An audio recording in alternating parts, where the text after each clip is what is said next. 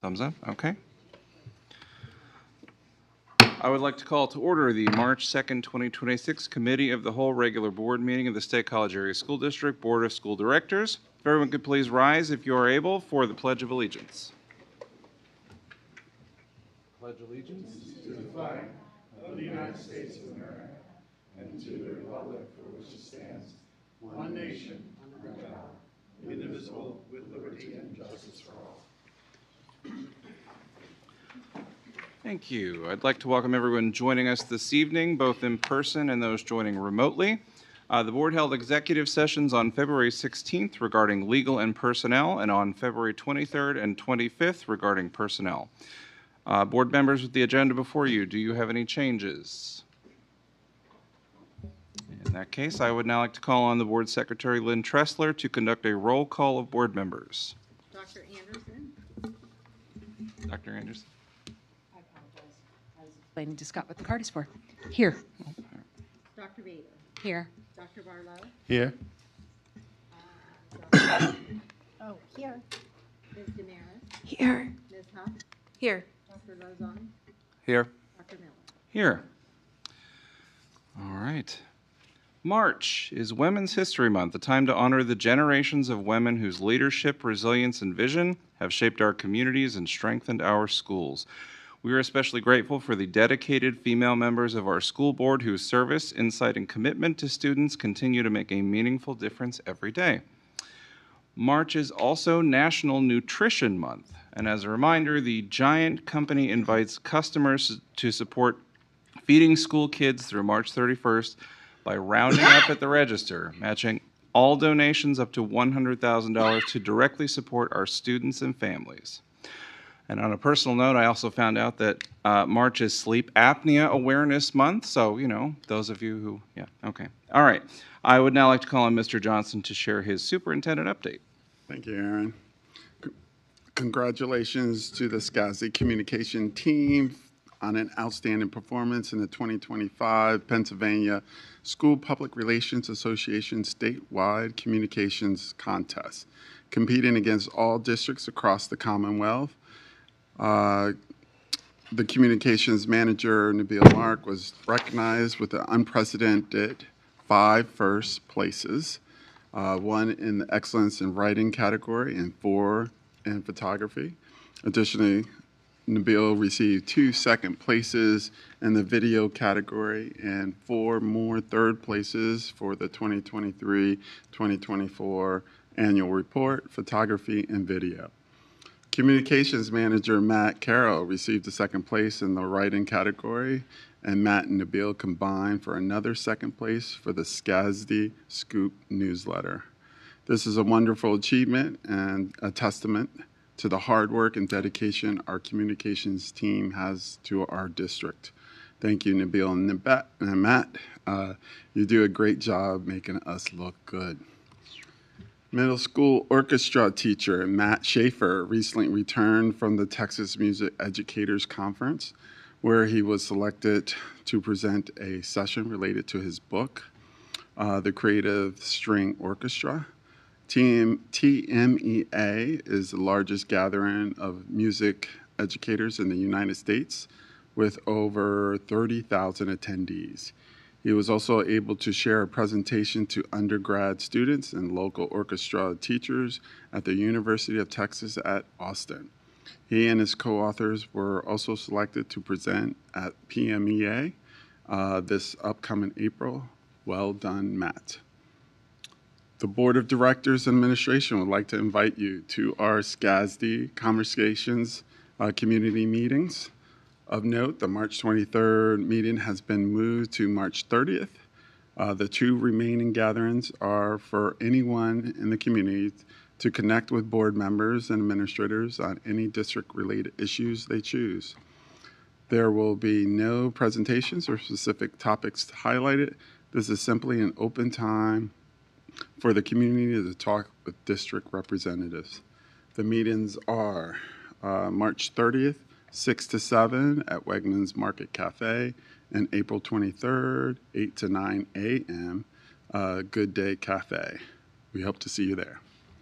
Thank you, Mr. Johnson. I would now like to call on Madison Judy from Delta to provide this evening's student update. Oh. Okay. Mic situation Okay. going on. Hello? Okay. The culinary arts cake decorating team of Delta senior Lily Kennedy Phillips and State High sophomore Kennedy McConnell captured second place with their Princess and the Frog inspired cake at the 12th annual Pennsylvania ProStart Invitational. The cake featured hand-painted panels with gum paste decor, wafer paper flowers, and buttercream icing. Nearly 200 students from across the Commonwealth competed in culinary, restaurant management, and cake decorating competitions in Hershey, PA. Congratulations to Lily and Kennedy, as well as instructor Nicole Jones. 98 chess enthusiasts gathered in the State High Performing Arts Center recently for the district's annual chess tournament organized by the Learning Enrichment and Gifted Support Department. Congratulations to the elementary winner, Tanner Ermach from Grays Woods, and middle school winner, Inu Liu from Park Forest Middle School. The State High team placed third in the region out of 24 teams, winning $600 for the school's STEM programming at the Western PA Regional Science Bowl competition. Congrats to students Aiden Lee, Aaron Lee, Reed Petnick, Will Leo, and Evan Zhang. Senior Ali Scherf placed first at the Central PA branch of the English-speaking Union's regional Shakespeare competition on Saturday. Ali recited Sonnet 38 and performed a monologue from Much Ado About Nothing in the competition against performers from Carlisle, Pottsville, Du Bois, and Mercersburg. She'll now move on to the national level to compete with 60 students from all over the country at Lincoln Center in New York City at the end of April. Congrats, Ollie, or in the words of Shakespeare, I give thee joy. Thank you, Maddie. Jackie, do you have any legislative updates for us? I don't have anything to report. Both the House and Senate are in recess, and the Senate comes back on the 16th, so maybe in 2 more meetings. All right, excellent. Jesse, do you have any updates for us from COG? I haven't had a chance to look at the video of the last COG meeting. It overlapped with an executive session that we had last week, so I wasn't able to attend it. Okay. And Jennifer's not able to join us this evening. So we will move on to public comment. At this time, we'll begin with public comment. Each individual will be allotted up to 3 minutes for items related to board business that are not on a consent or action item this evening. For those items, public comment will be held just prior to voting on that item. When you come to the podium, please state your name and where you reside in the district. Ms. Tressler, do we have anyone registered ahead of time to make a public comment? We do. Lizzie Holefield. Lizzie Holefield? Is she online? She was to be in person. Okay. In that case, do we have anyone online registered? No. No, okay. Would anyone else in the room like to make a public comment? Yes, go ahead, sir. Good evening, John Ferguson, College Township. I want to harken back to last year in January, and I'm glad Peter's here. Mr. Buck, we were neighbors at one time, so don't mind my informalness. And he made a comment in one of the board meetings about California wildfires that had just happened, very tragic, but indicated that, you know, there were some factors, but the main one was climate change. And I'm always a believer that you wait till the investigations are completed in their entirety, from my experience working in the utility sector for my entire career. And that being said, I reached out to my lineage of firefighters in my family, paid, and my brother indicated that he was very suspect. But I reached out to a climate change person that is on left of center, right of center media, and they indicated, which I was shocked, they replied to me and indicated they'd be more than glad to debate Mr. Buck and in front of the district using your space to do that. And I'd be more than willing, you know, to your auditorium. It's going to take time to set up because they're nationally recognized, so it's not easy. I was shocked. So with that being said, I'll get something out to Mr. Johnson or the group to see about getting that set up and try to coordinate with this expert. Is the SPPA on the agenda tonight? Yes, it is, sir. Yep. Well, then my comments were reserved for that, so I'll Okay. I'll maybe just submit them versus waiving the entire If meeting. you'd like to say, you can also make a public comment during that time. Yeah, thank you. Okay. All right. Would anybody else here like to make a public comment? Yes. Please approach the podium, state your name and where you're from in the district.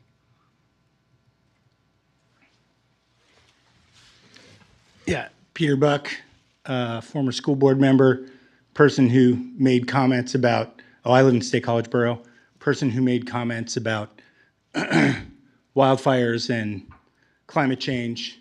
I would never debate a crank in public, so don't waste your time scheduling it. I'm not going to do it. All right. Thank you, Mr. Buck. Any other public comment this evening? All right, seeing none in that case. With all due respect, I will still submit it. Sure. All right. In that case, we will move on to our committee of the whole portion of the agenda. First, we are joined by Dr. Pringle, Dr. Hammerslick-Quick, and Ms. Yoder, who are here to provide a review of the special education and gifted update as part of our Culture, Climate, and Learning Committee.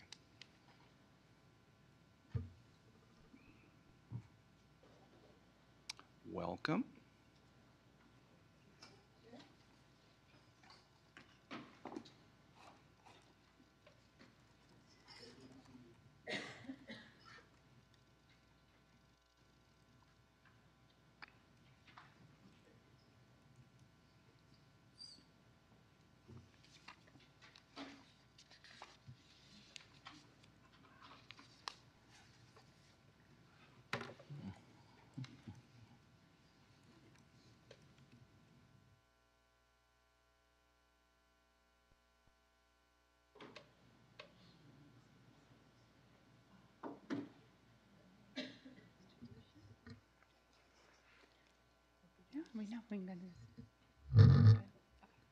All right. Good evening, everybody.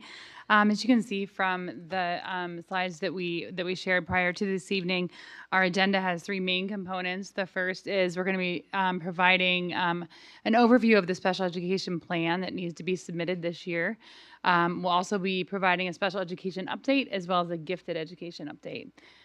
So the first thing we want to do is jump into the special education plan by first talking about what it is. So we have to submit this every 3 years. It covers 3 academic years. So this year, the plan must be submitted by May 1st, 2026. It covers the 26-27 school year through the 28-29 school years. The timeline is on that slide, as you can see. We have to post the draft of the plan to SCASI's website 30 days prior to submission to the state. And during that draft posting, Michelle and I will review comments related to that draft, identifying, they're indicating on the website that people can email the two of us any comments they might have.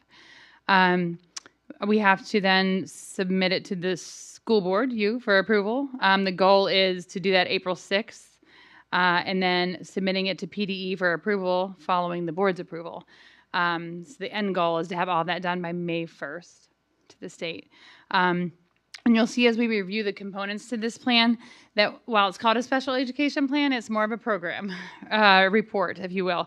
You'll notice as we describe the components that it is information that Michelle and I have had to gather through district reports and through other people from our steering committee, and essentially plug that data into the different areas and report it back to you. Okay, so to start off with a special education plan, it looks like it first looks at the total number of students receiving special education services.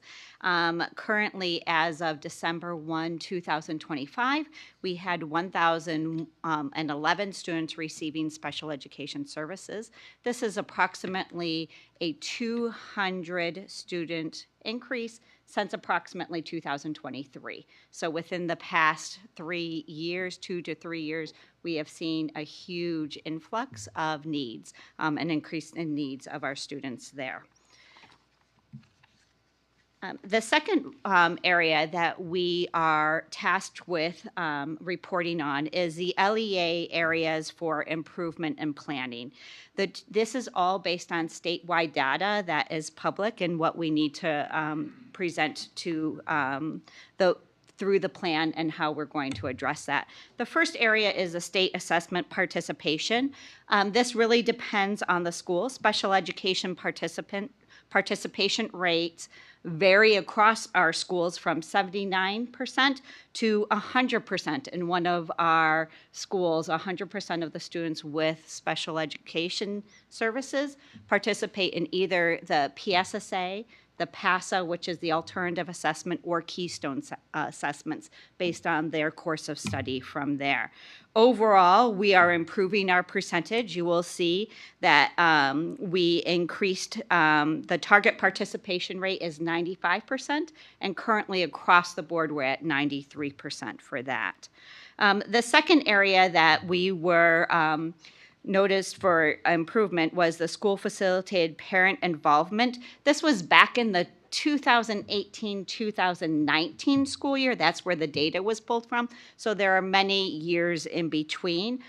Next year we'll have fresh parent data that will be pulled and will be reported on from there. So from this, PDE mails a survey to each year to parents of students with disabilities in about 1/5 of the students' LEAs. The last survey was in 2018 and 19, and SCASD's completion rate was 41.2%. So 41.2% of the families that received that survey completed it. It was slightly below the target rate by 0.1%. So the target rate is 41.3%. But it was above the state average, which was 40% from there. As I mentioned, parents will be surveyed again in 2026-2027 school year as part of our cyclical monitoring process. When that process is completed, the state will provide a report that will summarize any of the data for us in response to each one of those survey questions. From there, another part of the special ed plan and the components is the oversight of non-resident students and also incarcerated youth student oversight. We do not have any incarcerated youth programs in the State College school footprint. So that is, we don't address that. But our non-resident student oversight is through the group home Storm Break and providing educational services and partnering with community agencies to ensure that those students in that home are receiving the appropriate education from there.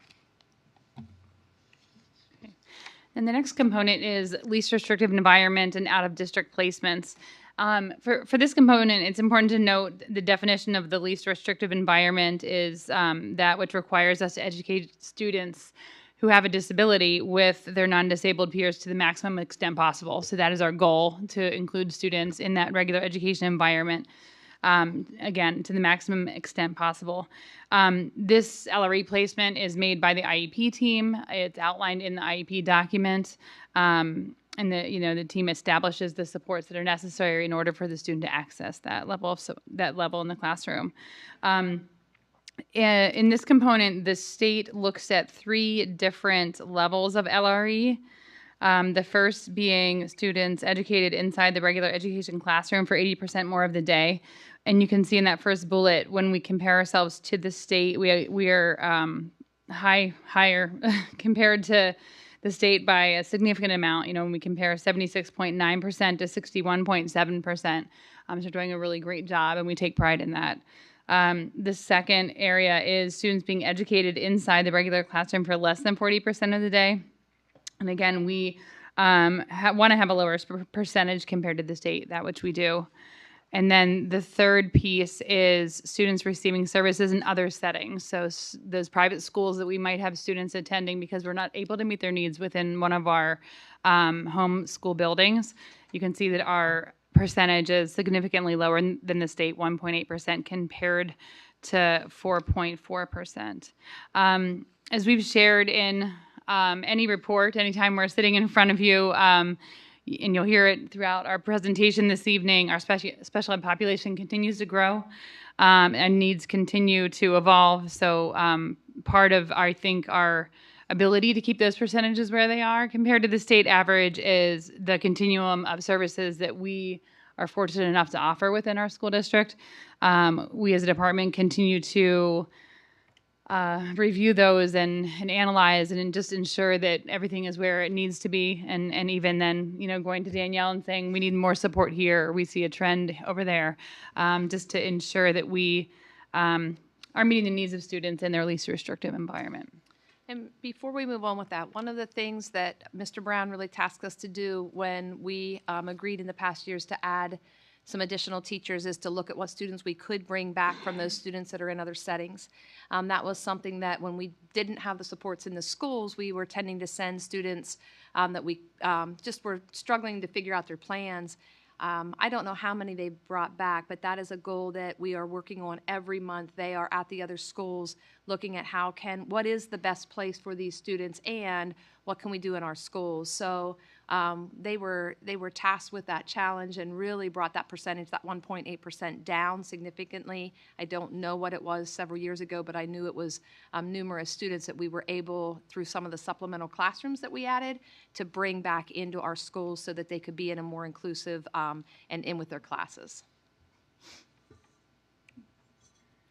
Next, we have positive behavior support. And this component aligns closely with Policy 113.2, which we just reviewed at the last Policy Development Committee meeting. And so that policy itself, we actually have to upload to the plan to have proof that we are addressing that and following that. In addition, this section has us outline our school-based behavioral health services that we have in the district. So we relied heavily on Dr. Stephanie Beaver to provide a list that we included there, and then the descriptions of each of those services are going to be described within the plan as well. The next section of the plan outlines the intensive interagency, and what the plan is looking for is students that are educated in instruction conducted in the home. This is the most restrictive environment of any of our special education environments. The district has had students who received instruction conducted in the home in the past, and right now there are no concerns about the students receiving their free and appropriate public education. We are required to report to the state any students that receive this level of support, and PDE has to approve all of the plans for these students, and they follow up on regular intervals to ensure that we are following the plan, there's progress being made, and we're addressing all concerns that the IEP team has from there. So the educational program profile.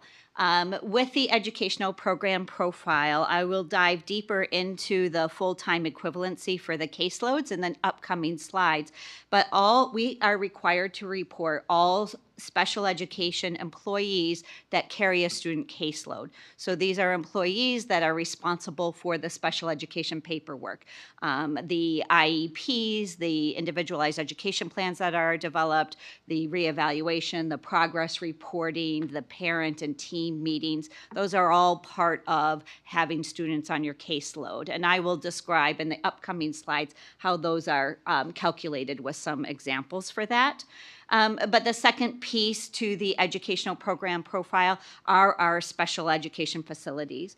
We're required to have all classrooms approved by PDE where special education services are implemented. So they look at, and on this slide, it lists the components that they're looking at each classroom.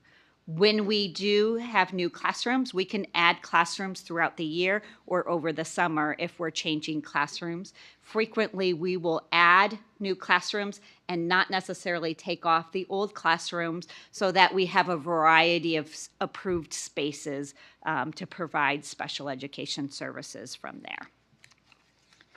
So the first caseload for full-time equivalency is each teacher that provides case management for special education services will hold an FTE or a full-time equivalency. Caseloads have legal limits of the number of students based on the types and levels of services that they provide. So on this example, for example, itinerant autistic support services. If a teacher is providing itinerant autistic support services, they can have 12 students on their caseload. That would consider a 1.0 or the equivalent of one full-time teacher. For a full-time or supplemental autistic support services, 8 students would be considered a full-time equivalency. So they can provide services to fewer number of students because they're providing more time and dedication to those individual students. Another example would be for itinerant learning support services, 50 students would be on that caseload, different types of services. So this is where we also get into the conversation about workload versus caseload. It is not feasible for teachers to have 50 students that receive itinerant learning support services to complete all of the paperwork requirements throughout the year and effectively teach to support the student making progress within their IEP goals. So we try and balance that out with the number of students on the caseload versus their full-time equivalency. In this example on this page, the teacher's full-time equivalency is 1.0. So legally, by PDE standards, they could not accept another student on their caseload. They have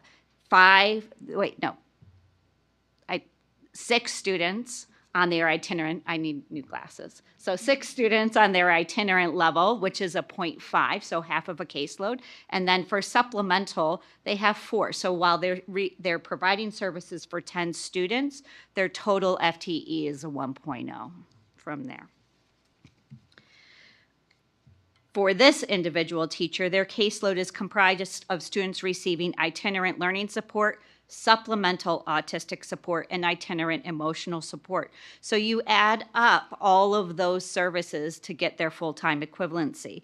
So while the teacher's caseload is below a 1.0, this teacher is servicing 24 students on their caseload. And the services that they provide range from academic support to autistic support and emotional support services, a wide range of services for that teacher, more students. Okay.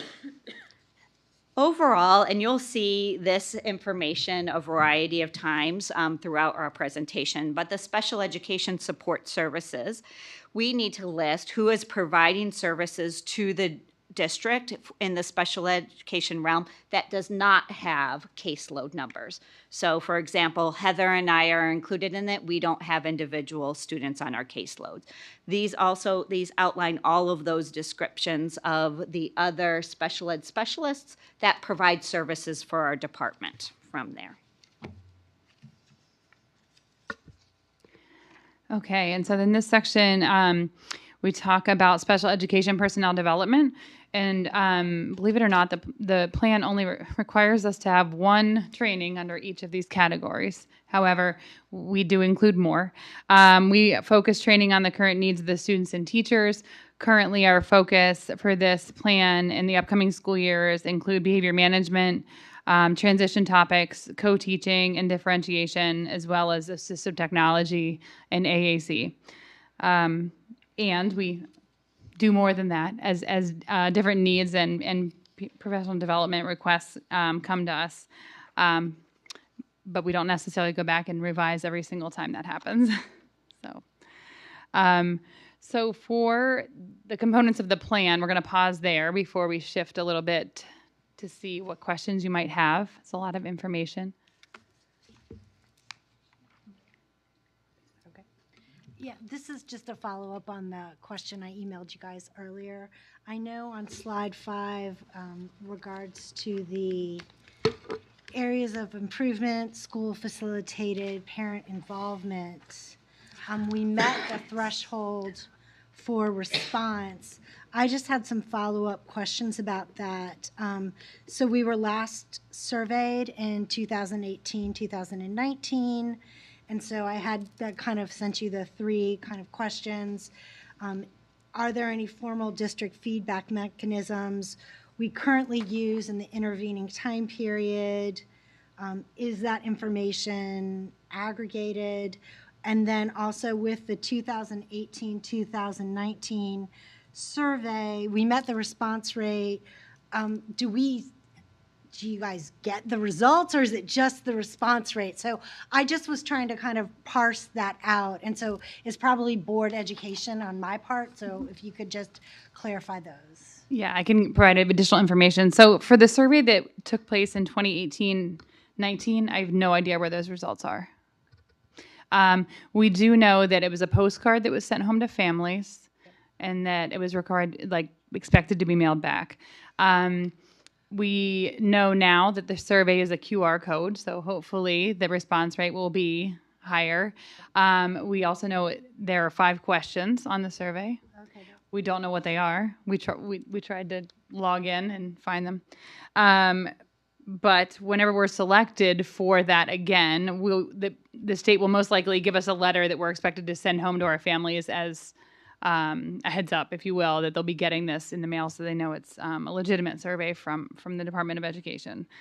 In terms of other surveys that might go out to families, we have our cyclical monitoring surveys, and that includes parents, students, as well as gen ed and special education teachers.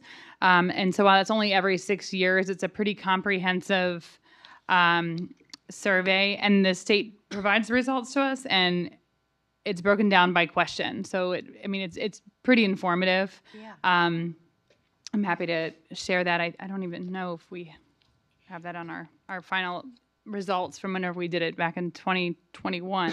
But we do use that to inform, where we need to go and next steps. We don't have anything in between. Yeah, it was Yeah. it was more trying to understand. It seemed like they just wanted the survey, but you're not getting the information. So I thought maybe I was reading it wrong. It's not something with you, but it seems like a missed opportunity from PDE. And so wanted to make sure I understood that. Yeah. But yeah, I do think that it is helpful to know that even that 6-year, I've been on the board 2 years and I don't think I really realized that. So that's super helpful. I really appreciate you guys looking into that for me. Yes, you're welcome. Thanks, Dan. I see we have Jennifer's hand is raised online. Go ahead, Jen. Hello, can you hear me okay? Yep. Okay. So based on the last few board meetings that we've had presentations by the math department and just talking about math groupings moving to more heterogeneous math groups than homogeneous, do you anticipate needing more specialized special ed paras, teachers, or gifted support to be able to make sure that all of the kids' IEP and GIEP goals are still met in the math realm, just as we transition to this kind of different way of doing things in elementary? So this is Michelle, and I can speak a little bit to the gifted one. I will address as one of the goals of the gifted department later on in the presentation. So I can address a little bit more information on that. Part of the reason why we're including the differentiation and co-teaching in the professional development is that we're seeing different instructional strategies that are going to need to be implemented across the board with both general education teachers and special education teachers. And that's to address any new curricular changes, whether there's any grouping changes or anything. We will really look into those highly effective teaching strategies across the board to provide the support from there. So even with the changes in math curriculum and any changes that occur in any type of grouping across any subject area, we would continue to monitor the needs of staff and the needs of all of our teachers across the board to ensure that we're meeting the needs of students.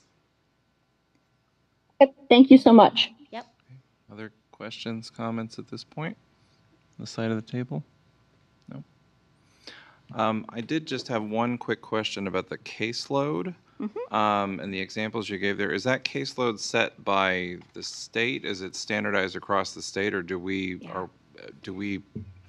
reduce the caseloads for our staff? Or Those are set by the state. oh, okay. Yep. Okay. Thank you. I will say this, though. So you heard that a learning support could potentially have 50 children. We historically in State College have tried to keep that We have some this year in the mid-30s, which is really high when you think about all the paperwork.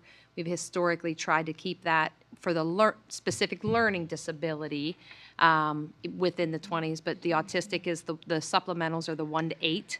So when you have 11 children coming to kindergarten and that need supplemental services, and the caseload is 8, that's where we begin to run into trouble with some of the additions that we've seen. And so it's caused some of our historic lower numbers of specific learning caseloads to increase throughout the years. Okay.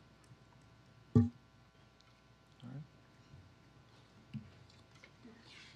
Okay, so now we're going to transition in. Oh, Did you Amy, wanna go make a ahead. comment? No, I just didn't know whether you would want to point out too that, like some teachers, I think you kind of mentioned it, that some teachers carry a dual caseload, so it's hard to compute what the appropriate numbers are. They may carry some portion of learning support students, but then may also carry some emotional support students, and those are not the same caps, I believe. Yeah, so the second example included both the academic instruction, which they could be providing some pull-out services, whether it be 15 minutes, whether it be half hour, 45 minutes, depending on a student need, for math, reading, writing. But then you also have the emotional and autistic support. So those teachers also have to be available when students need them, when they're having a difficult time, when they're not able to access their least restrictive environment or the gen ed classroom. So they have to have that flexibility. When you increase the numbers on your caseload and you have 24 students on your caseload, that makes it very difficult when you cross academics and also autistic and emotional support services, because you have grouping for autistic or grouping for the academic supports. So every day at 11 o'clock, I have a reading group for 5th graders that need that direct instruction intervention. But then my 3rd grade student who receives emotional support services is having a very difficult time entering the classroom. And so you need to address that while addressing the academic needs. And that's where it gets really tricky to cross service types across those. We do it because we need to provide the services for students and to maintain that 1.0 or lower for all of our students. But our teachers struggle with that at times. My point was more the state. Yeah. The state creates these categories and says, okay, you can have this many, and it presents the perception that, well, you have an autistic support teacher and they take care of this, and you have a learning support teacher and they take care of this many, and you have, and it's just not functionally how schools can operate, because we have to have those individuals at a physical building, and the number of those types of students is always fluctuating. So that's the thing. We're not hiring one person to do this many things and that many things and that many things. They have to be like a general contractor. They've got to do a little bit of everything as opposed to just plumbing. Yeah. As a poor analogy. Yes, exactly. Okay. So now we're moving on to kind of the overview and the annual report for special education. Heather and I provide this yearly at this time of the year in terms of what services looks like for this year. The first slide is the total breakdown of the special education department. So for our 1,011 students, these are the number of service providers that provide it, from Heather and I to our paraprofessionals to our Braillists to our sign language interpreters and our contracted servicers of occupational therapy and physical therapy from there. Okay, and so next we have just the slide sharing our enrollment and the changes, and it's important to always note that this is based on December 1st of every year, because that's the big report for special education.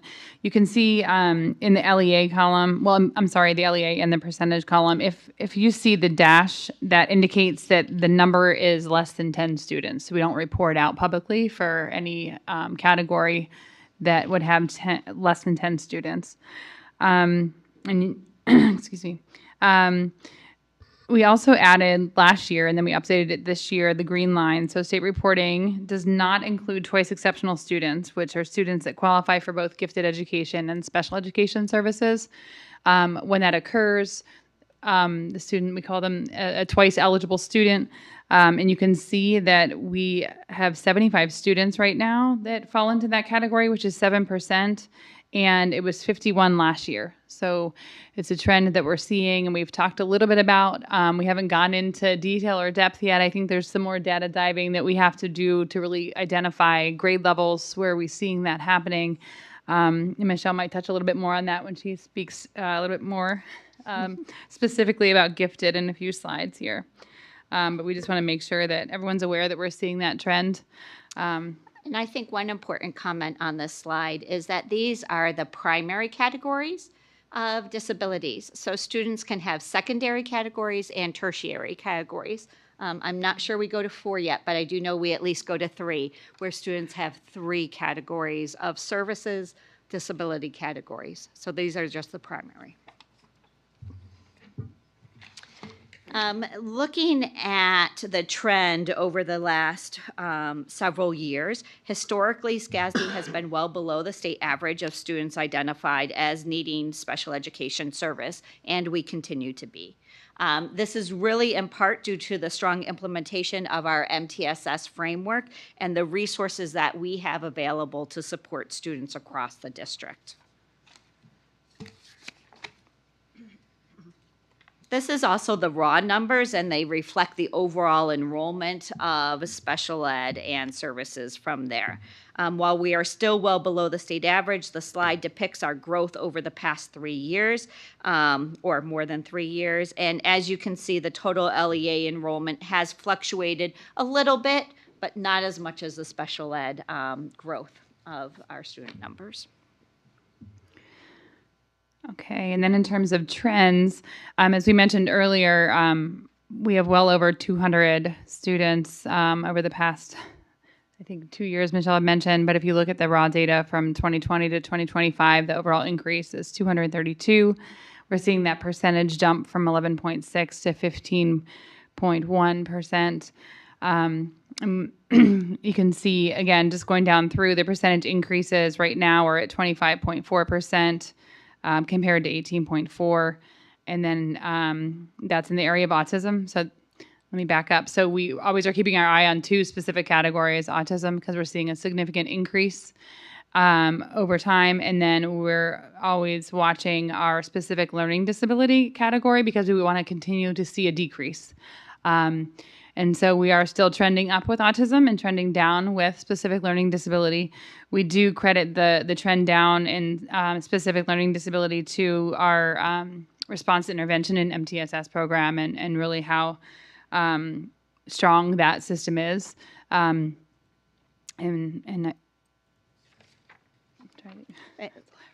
One of the other categories we're going to start to document is the other health impairment as well. And we know for this year, it's at 27% of our special ed population is identified with another health impairment.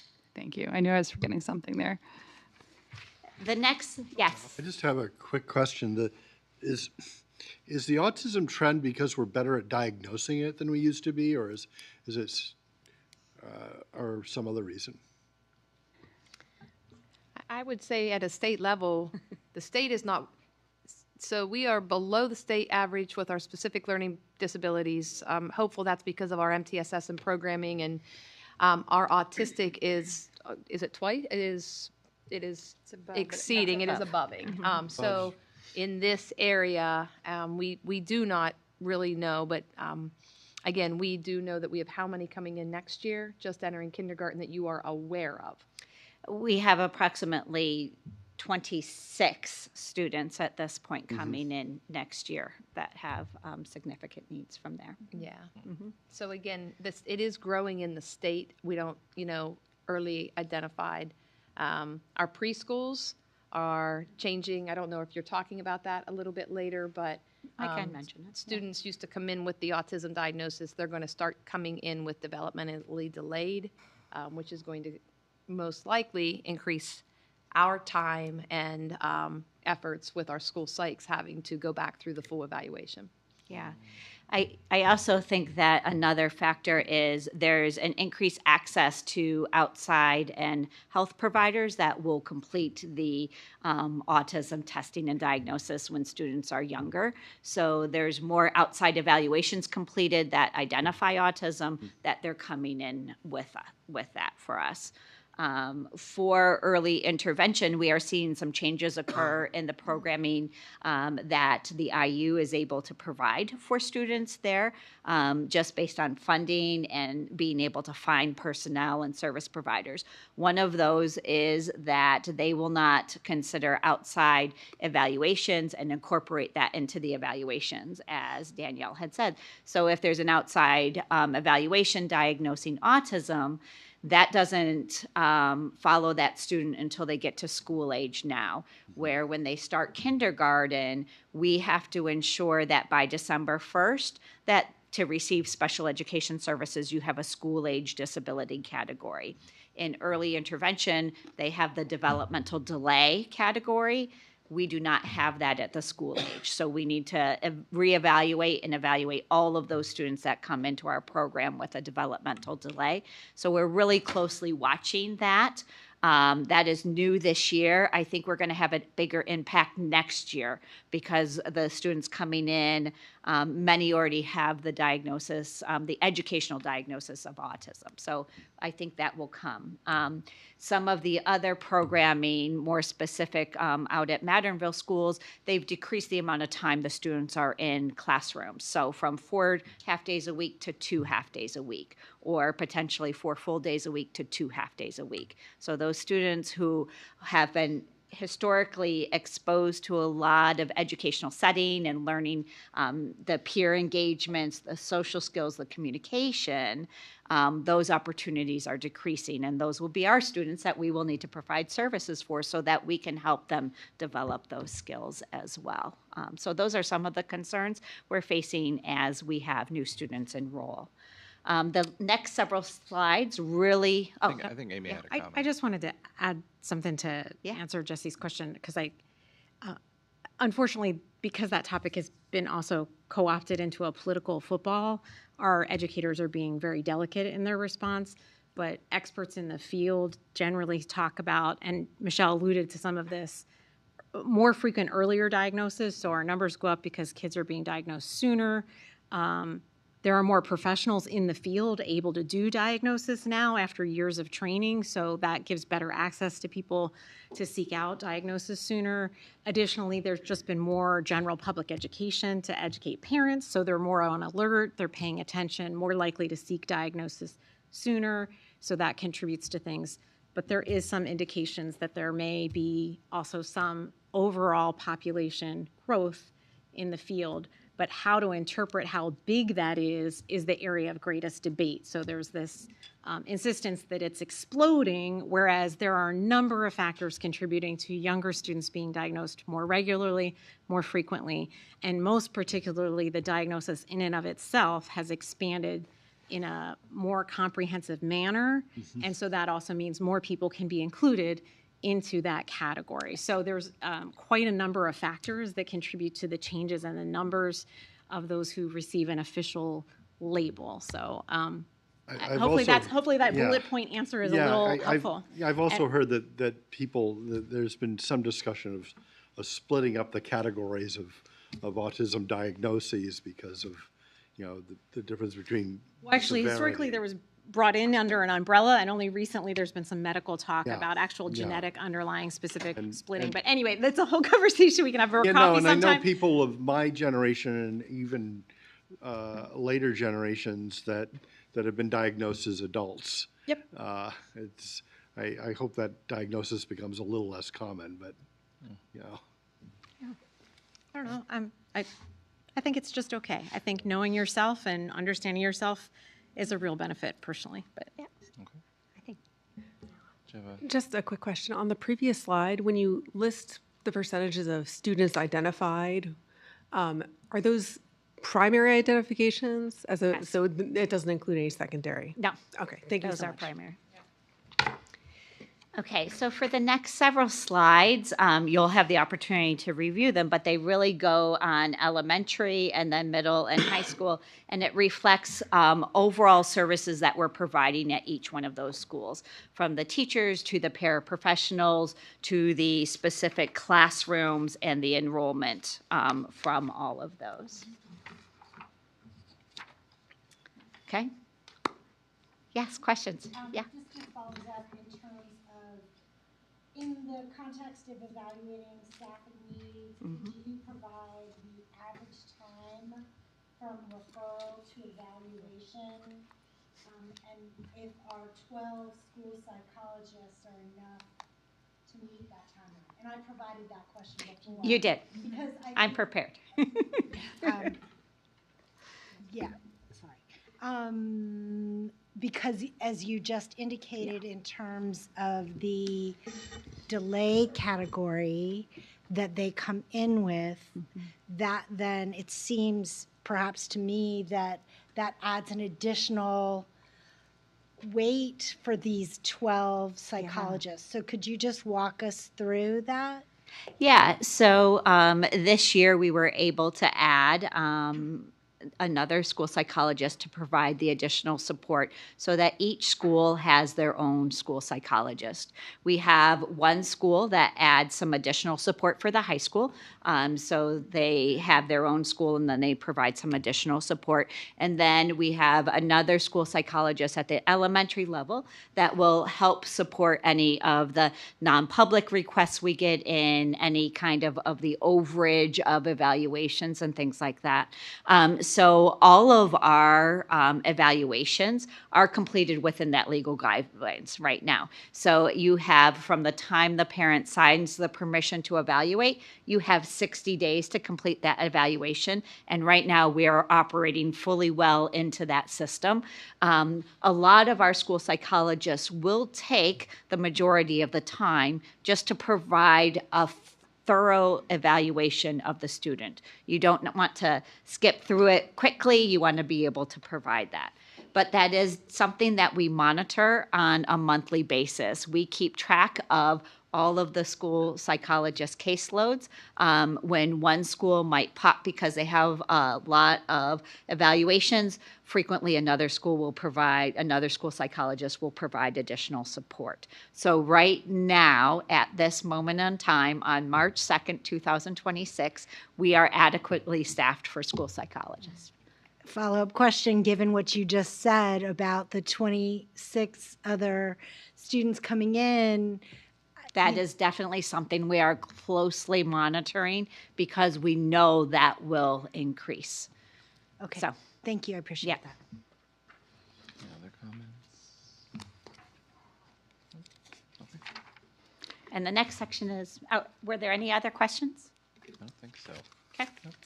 So the next section is all about gifted education and personnel. And please know, like, my numbers do not necessarily have an historical numbers to compare to. I took over the gifted department on July 1st with the support of Heather and definitely Danielle. And we also last spring switched to a new system to track our special ed program system. So I don't have the historical numbers because it was a new system that started in the spring. But I will next year have the historical numbers to report on. So right now we really look at the enrichment personnel overall. And as I've grown in this role and meet with our team, we are constantly reevaluating and to determine whether there's additional needs as the numbers increase, like the twice exceptional students that are increasing year to year. So these are our current number of professionals and paraprofessionals in our buildings for this year. The student count And this is as of mid-February, so that's when I pulled this report. We track students that when you're evaluated for your gifted services, you can come out with a gifted and a need. So you need that pull out, that enrichment, you need some sort of gifted instruction. You can be identified as gifted and no need. So you are a gifted student, but currently your educational programming is providing you enough enrichment opportunities that you don't need any additional services from there. And then you can also be not gifted at all. So out of those, we have a total of 697 students. And out of those students, 75 of those students, 19% of them are considered twice exceptional, as we talked about before, with 51 of those last year being identified from there. The next slide really breaks out the gifted students per educational level.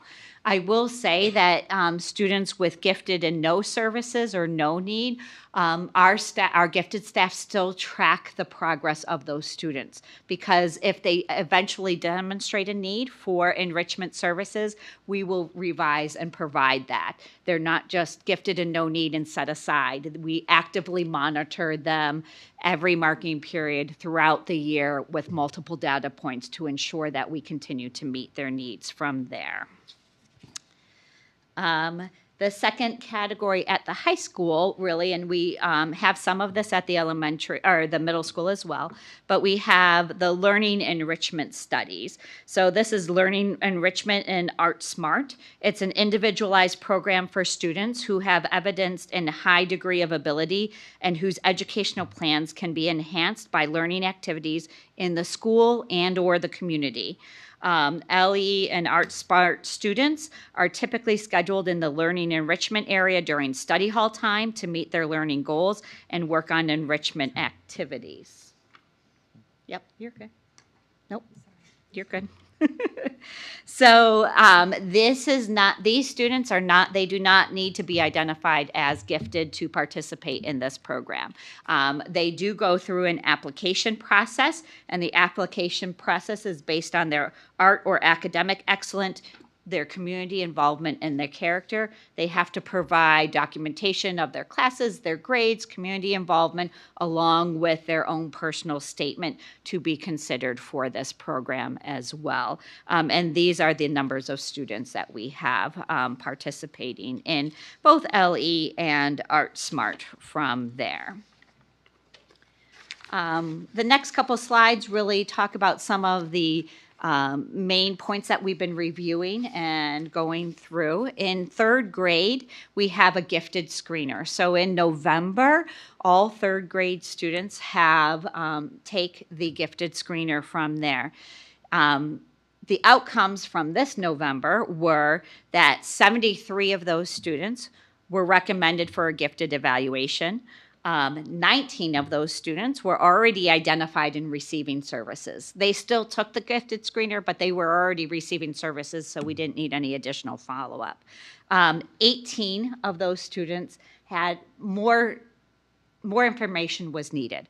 So our team, both the school psychologist and or the gifted teacher, worked together to identify, did the student need a KBIT, that Kaufman Brief Intelligence Test, to add another data point to determine whether they needed to go through a full evaluation for services or not. Approximately 90 students were recommended for evaluation or the additional piece from there.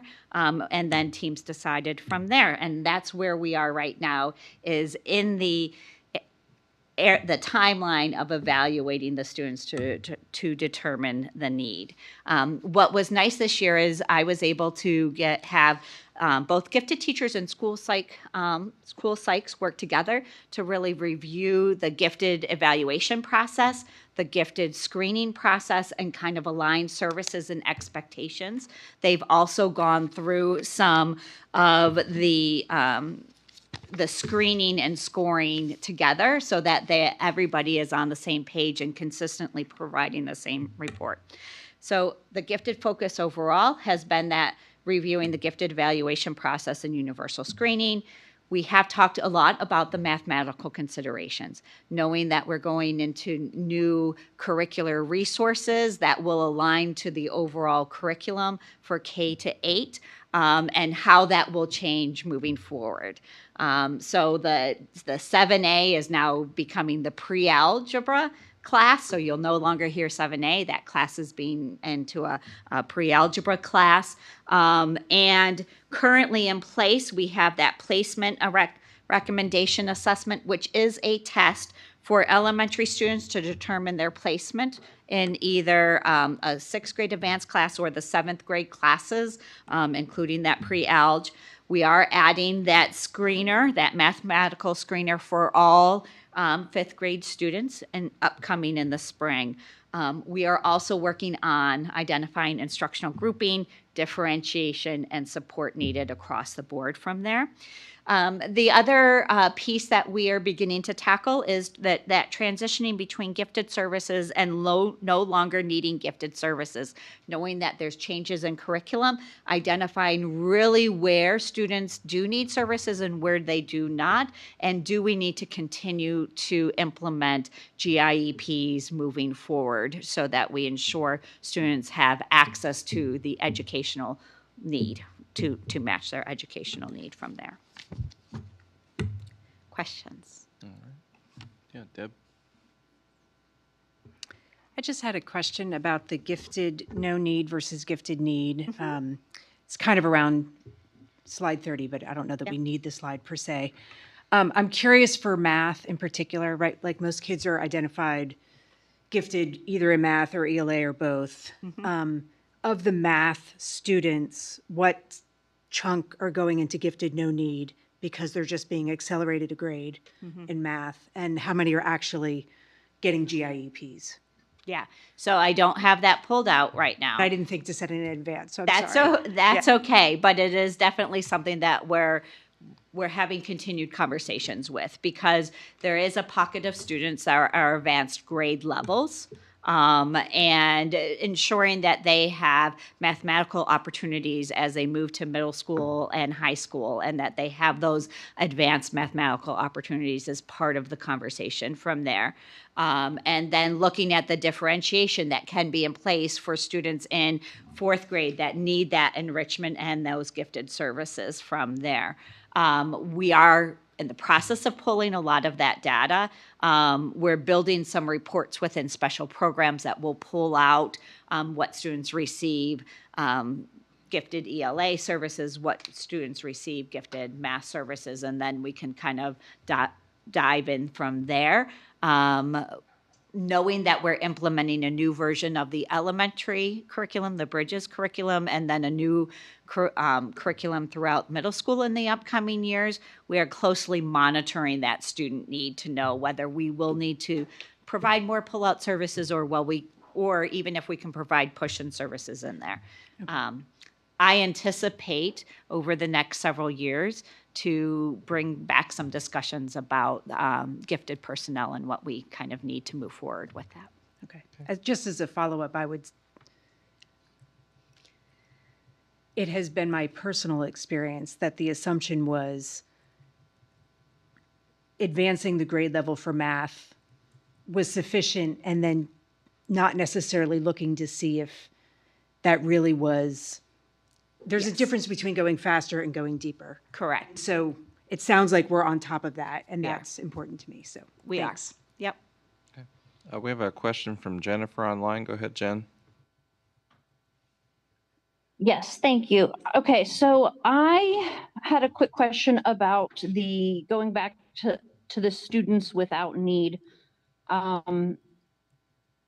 Whenever at the elementary level, whenever you talk about those students still being monitored for progress and looking at different indicators to make sure that they still are without need and what we need to do, can you give me a better idea as to what that looks like? Like, is that the gifted support teacher that's doing that? Is that gifted as a whole department that kind of works together to keep track? Or, I mean, how do we do that?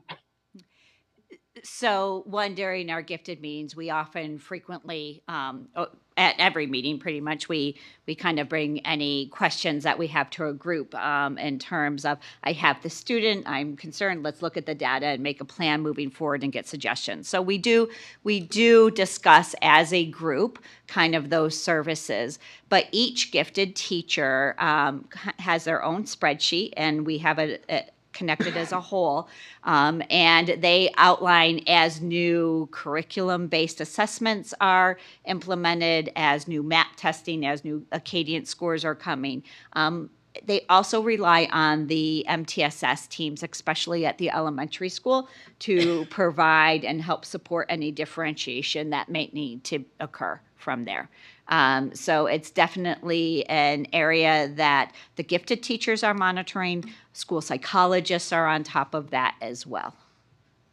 And then is that something that those students, I can't remember if you said it or not, those students are included in the teacher's caseload or not included? They are not included in the teacher's caseload. Okay. How do we make sure that teachers are not, teachers at one building might not be overwhelmed or whatever because they have more, I don't know if you know what I'm trying to say. Like, how do we make sure that it's equitable? So there are actually caseload numbers for gifted teachers, and each teacher could have up to 65 students on their caseload numbers per PDE. That is quite a lot, given that. But we monitor the number of direct service students along with the number of overall students that are identified with gifted. And we've had many times this year for a variety of needs where we've said the school needs more support in this area, and can we adjust the services to meet those needs? And we continue to monitor those caseloads as we move forward.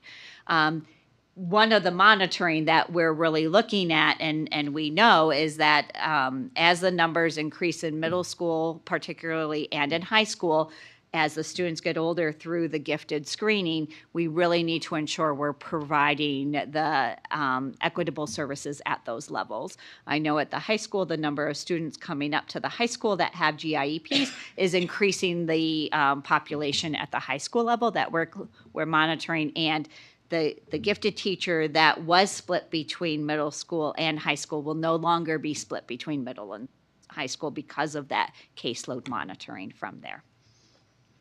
Okay. Thank you so much. I think it's really important to highlight how much these teachers do for so many kids. Yeah.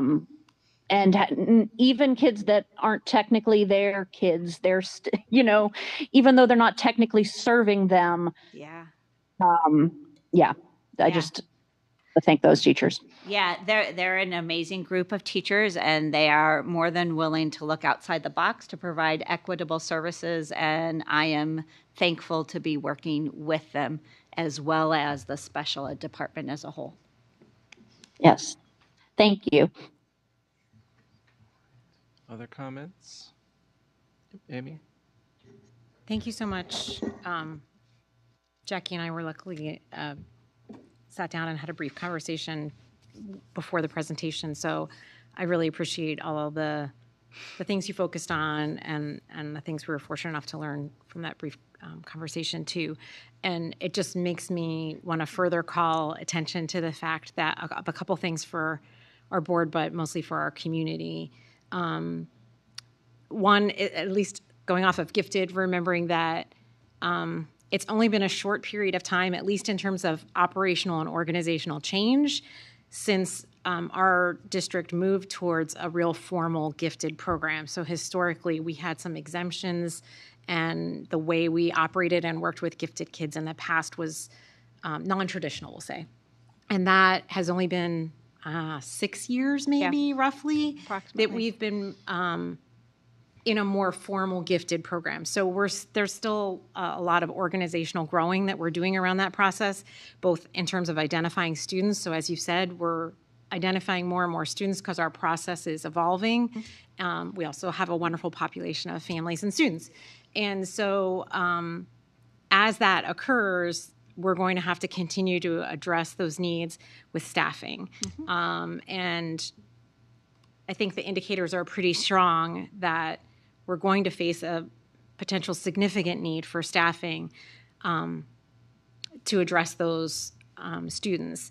And that segues into the next part of what I want to make sure everybody in the community is clear and understand about is that both gifted education and special education are legal requirements that the board must provide. So we are legally obligated to meet those caseload standards with staffing, and we're legally obligated to provide services to those students who merit them. And so when we start to have a growing population of students, whether they be gifted or special education, we have the only option we have is to meet the appropriate staffing needs and address those, and that makes that a priority. It is a mandate from both the state and the federal government, and it is also a mandate that is exceptionally poorly funded by the state and federal governments. And so that means our property taxes and our local revenue are largely what supply our ability to cover those roles. So I just wanted to say that all these things we've talked about tonight are growing, and they all mean potential growing staffing needs, and they all are legally required for us to do. So that's kind of the forefront, at least that's what I'm taking away from this discussion largely, and just wanted to say those things out loud. So thanks so much for all the work that you put into this and getting it all ready. Yeah. I just want to see if anyone knows this, and Jackie might know it. Is special education part of the lawsuits that we won regarding the underfunding of schools in Pennsylvania? No, that wasn't really what that lawsuit was about. But what Dr. Bader is referring to in terms of the poor funding is like so the IDEA was passed by the federal government, and the intention was to fund 40%. They've never, I think, gotten above 16%. Yeah. And so it's just been chronically underfunded ever since it happened. Yeah. And as Joe pointed out at our most recent last meeting, our state has only increased funding for special ed by 50 million, M with an M, not a B, 50 million the last couple years, which doesn't even keep up with the cost of inflation, let alone growing populations in pretty much every district in the state. So that as well is not only not flat funding, it essentially is regressionary funding. Other comments, questions? All right. Thank you for being with us this evening. Thank you. Moving on, we will move to the Facilities Committee. We're going to be joined by Mr. Brown and Mr. Fisher at the table, who are going to provide an update of an overview of a traffic calming study request by Patton Township. Welcome, gentlemen. Thank you. As we discussed in Facilities Committee last week, Patton Township has made a request of the district, and it's greatly related to our work with the township on the Park Forest Middle School project on the Circleville Park Hot Track site. And so as we talked about traffic and the land development process, the township approved at their supervisors meeting last week, moving forward with this calming study. But they also wanted to know if the district would be willing to share in part the costs and collaborate on the study. So we had some good conversation at Facilities Committee last week, and then at the end of your memo is a recommendation that takes a lot of the thoughts and concerns and conversation from that committee meeting, and we'll put that, unless there's any questions or modifications tonight, we'll put that recommendation for you on your next board agenda, and then we'll let Patton Township know what your decision has been. Okay. Any questions? Yep. Jesse? Have we had any discussions with Patton Township about how much of the cost sharing we're going to do? We discussed a proposal, but have they been receptive to it? I wanted to wait until after this discussion. I told them that it was a positive conversation following committee. And I think they were looking at more of the 50% range. But in committee, I felt like the conversation was more of the 30% range. But I think that they'll be grateful for anything at this point in time because they approved it at their cost, the full freight. So that's where we will are. definitely be grateful. Right. Rob? So I'm unfamiliar with traffic studies, but is it normal to identify like Douglas Drive, since it doesn't connect to Valley Vista, as the point between Little Lion and Douglas, or should it go to Oakley? Right? Does that make sense? Because there's no connection there yet, but there was a proposal that maybe there would be some way to have a little walking path. We're through. asking to add that into the study. It was focused on Valley Vista solely. I know there's been some concern from this group and other constituents that the kids that live in that Douglas Drive area are going to just walk. Are going to walk anyway, across right? Valley Vista, right? So we've asked to we've heard through the grapevine that maybe they're looking at that.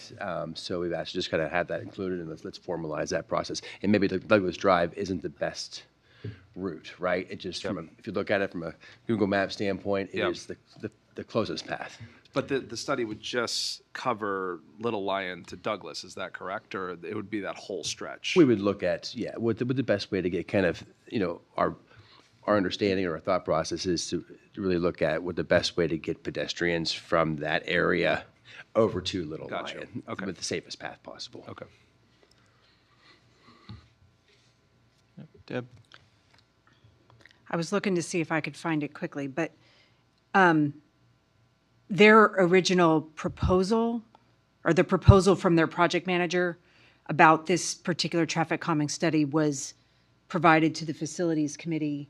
And I was thinking that at that time, the range that they were looking at was from Little Lion all the way to Devonshire. That's correct. Yeah, so they're looking at traffic calming on a larger section. Yep. The focus on the pedestrian access was at Douglas. Gotcha. So just in case that was part of the thing. The only comment I would make, I have to get back to the right thing. I'm in support of sharing 1/3 of the cost. I think it's important to point out, and this came out of committee agreement by the district, to share in the cost of the study should not assume a commitment of cost sharing for any resulting recommendations. And so maybe when we have a recommendation to vote on, that sentence could also show up in the final recommendation, because I just want to clear as kind and make sure that that's clear to the Patton Township as well. Yep. And I will say that for related business, Mike and I were at the supervisors meeting last week, and there was a strong desire and expectation that the township would be looking for grant money for any road improvements. And I believe that they also feel that if the school district was requesting part of that request, part of that application, that it may help with that funding mechanism and winning those grant approvals. So. Do you want to say? No, well, just if there weren't further questions, just to further share out what happened in committee. Certainly Randy brought it to committee as an open-ended question, and discussion from the members there was about, came to that conclusion about a 30% offer in terms of cost sharing. And I think, I just wanted to thank Randy. I think you articulated very well in the memo kind of what the sentiment was, and in that there's been a longstanding issue about traffic safety on that road. And while the change in location of the school is certainly going to contribute to exacerbate it to some extent during certain periods of the day, it is an existing problem that has gone on, and therefore the reason that the committee came up with that rough estimate point of what we felt was appropriate for the district to contribute in terms of participation. So, so just wanted a simple statement about the background of how that number came about. That came from the committee members of the board, not the administration. And so if anybody has questions further about that, I'm happy to try and answer. Go ahead, Rebecca. Do we know how long it will take for the traffic study to be done? Like when you'll get information back on it afterwards? I believe the actual study had an approximate time frame of 100 hours of work. So that's 2.5 weeks. I know whether they'll get to that right away or not, but I do know, as Randy mentioned, we were at the meeting, it sounded like they were chomping at the bit to get this done so that they had something to go off of to start going after grant money. So I would expect it within a couple months. I think it's part of their regular contract with local, right? Was it a relatively local vendor that does traffic study work for them? So they're like kind of have a relationship. So that's a positive, hopefully, in making it move quickly. Other questions about this? Okay. All right. So we'll have this come up at the next meeting or a future meeting for a vote. Yep. As an action item. Yes, thank you. All right. Thank you both. Our final information report this evening from Finance Committee is an overview of the 2026-2027 budget development process. Mr.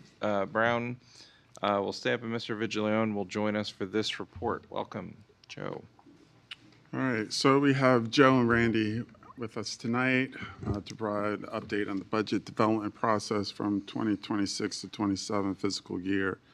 The administration and their support staff have been working with the finance team to prepare next year's budget. Although much of the work will not be available until March 23rd, board work session. Tonight, the finance team will provide further updates on the process and the financial results for the current year. So there you go, Randy and Joe. Good evening. Starting and going forward for the budget update. Hopefully none of this is too much new information for you guys, but if it is, please feel free to ask any questions you may have. So change since the original budget, we went over this last time about the $2.5 million of positive revenue variance that we've been seeing.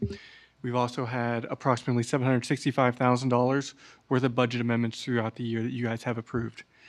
At this point in time, projections after adjustments show a $1.5 million budget deficit before using the $3 million of committed fund balance for debt service. So the $1.5 million is a large number, but when you think about it on the context of total expenditures of over $200 million, that means if we were 99% accurate on our expenses, that we would come in and we would eliminate that budget deficit. So again, it's all in context with the size of the budget. So for the 26-27 projections, real estate tax has increased by $2 million, and that is taking the tax rate from 2% to 3.5%. Every time you raise 1 mil, which is about a little more than close to 2% in terms of an increase, it comes to about $2.5 million. Increased interest on investments by $750,000. The next one looks like it's a negative. We decreased PSERS revenue, but it's actually good news because the PSERS expense went down for our wages. So since that expense goes down by $1.1 million, we're going to get $550,000 less of revenue, still $500,000 to the good. And then we've increased charter school expenses by $80,000 based upon the estimates that we're seeing coming through out into the future. So the next few slides represent the changes we have made to the ongoing budget projections that we do have. And again, these were more documented on the previous slide that I went through with you. Going through the budget changes, the top one will be the changes in revenues with the budget amendments, as well as a change in projection, which is your next to last column on the right to bring you to your projected number. And that goes from where we started the year when we published a budget in early June to where we are right now. So items accomplished since the last update. We have received all budget head draft budgets back, and we have actually to date reviewed all of those budget head budgets. At this point in time, our round of reviews is matching the expenditures with revenues. We're trying to get it right so we present the best budget forward to the cabinet and to the board. And that's what we're doing. We're going back and forth with the budget heads. If there's any variances, we're trying to identify them, not because we want them to change numbers. We just want to make sure what we have is right and nothing's overlooked. We've begun assessing personnel costs for the 26-27 budget. Again, we have reviewed the information through 12/31/25 to more accurately project the financial condition of the district at the midway point of the year. That's why we made those revenue adjustments. It's still a bit too early to make the expenditure ones, but we're getting close. We have monitored the development of the 26-27 PA state budget and have begun assessing new additions to the 26-27 budget, including personnel and programmatic changes, and then non-personnel costs, which are largely associated with Park Forest Middle School and other capital repairs we may need to do. So what are the next steps? We want to finalize a detailed budget with the budget head's input. Again, we've been working very closely with them to do this. It is their program, and this is where the program meets the financial aspects. So as Amy mentioned earlier tonight, we're going to need to dedicate more local resources for special education because those costs aren't going down with the more students. But that's a reconfiguration of where our efforts are going from the state to the special education expenditures to more district dollars needing to be allocated to special education expenditures. We're going to finalize the personnel budgeting to project the 26-27 compensation. We're going to review revenue and expense information through February to determine if the projections are still in line with December's projections. We believe they largely are. We're going to monitor outcomes from the Park Forest Middle School project. We have to submit the budget to Cabinet to allow for final prioritization to occur. That's where, again, resources and effort meet. And then inform and work with the board to adopt the budget in advance of the PDE deadlines. The capital reserve fund will need to be updated. There's going to be a lot of decisions to be made on the backside of the district-wide facilities master plan and the borrowing and the construction of Park Forest Middle School when we get those bid documents back. And then on the next page is a key documents information to come. These are submitted each year. And then your key dates for the budget calendar. Really, that work session in March is a big date. And then we really get into the proposed final budget in early April. So we're going to start rocking and rolling on the budget pretty soon. Oops. Comparison of revenues by source. I think the big thing you can see between 24 and 25 actual, 25 and 26, is an increase in real estate tax expense. That the millage increase really makes up the most of that increase in real estate tax revenue. Other local revenue, if you remember back to your earlier presentations, investment income went very well. Interim real estate taxes were very high, highest they've been in a number of years by, I think, tenfold. That one was fivefold. Real estate transfer tax also was about $3.8 million. It was a very high year in terms of that. And so that's really jumped up other local revenue. And for federal and other, the decrease is mainly due to a software lease accounting rules. Federal revenue is fairly stable at this point in time between years.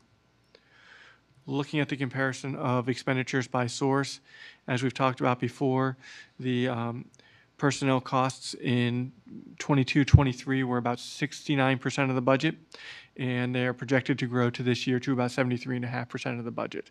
It's just a growth matrix between on the inflationary pressures that we see. Personnel costs are not only salaries and wages, these are the PSERS percentages, this is health insurance, and all of those types of things. All other costs were higher in fiscal year 24-25 due to the changeover with the health insurance. That was a one-year blip, and we moved it to its own fund, so we needed to transfer out about $9.4 million from the general fund to the health insurance fund. Revenues, predominantly local, not much change between years. In terms of your sourcing, you are still almost 80% locally funded. And then expenditures by function, instructional plus support services represent 88% of the budget. The support services, it's not only, central administration. These are the buses to get the kids to school. This is physical plant and keeping the buildings well maintained. This is information technology, as well as other buildings, staff support at the individual locations, individual schools. So this is your budget matrix spreadsheet, and this is what we have shown you historically. Going down is the object codes, going across is the functional codes. And this is really where the PDE reporting sort of meshes. And it gives you an idea how much you're spending in the objects each year and comparing that as well as within the various functions. And I can tell you since I've been here, and it's going on 3 years, it's been fairly stable each year. So there's no growth out of the ordinary.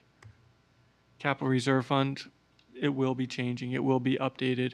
We're due to have some very good information and some new information in the very near future.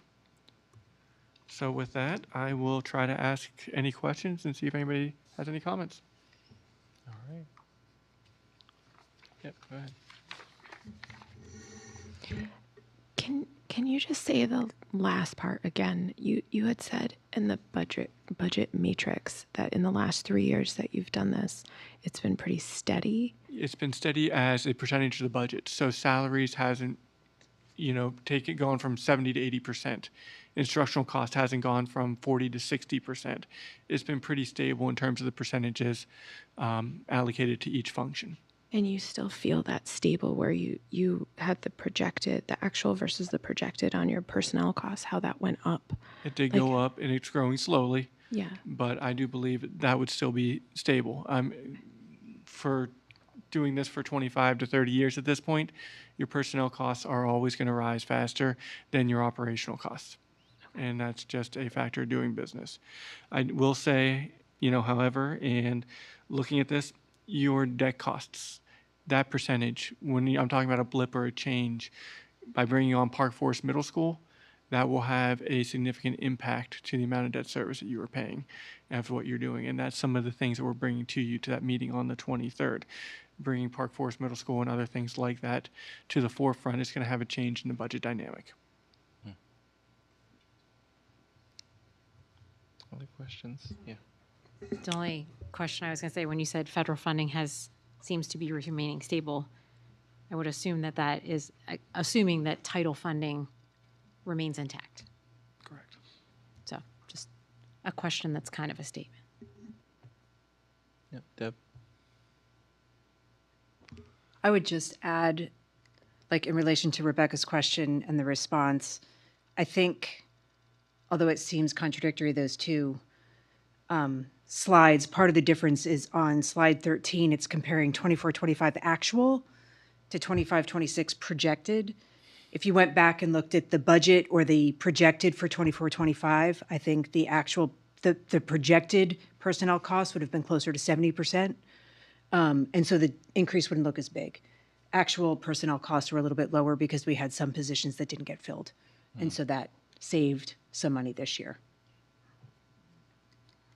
Makes sense. Other questions? The question I'm going to ask is, could you help us better understand, each year we increase our personnel by 2 to 3 staff members each year. How does that impact the budget moving forward? That continues to cause those costs to rise. They, as Joe said, they rise faster than the rate of inflation. When we have turnover, especially if it's the turnover, it results from retirements, generally there is some reductions in that cost for a new person, because typically, a 30-year employee is not going to is making a significantly more than someone that's hired either at the starting rate or even with some experience. However, over the last several years, our retirements have been much slower than average, let alone what they had been previously. But those costs continue to reign. And when you look at healthcare, if an employee, if we add a position and that person is on healthcare, the healthcare, we did have 1 year where we had some pretty good experience. But healthcare typically ranges from an 8 to 10% increase in costs for us. As well as PSERS goes up a little bit each year, and that is a large number.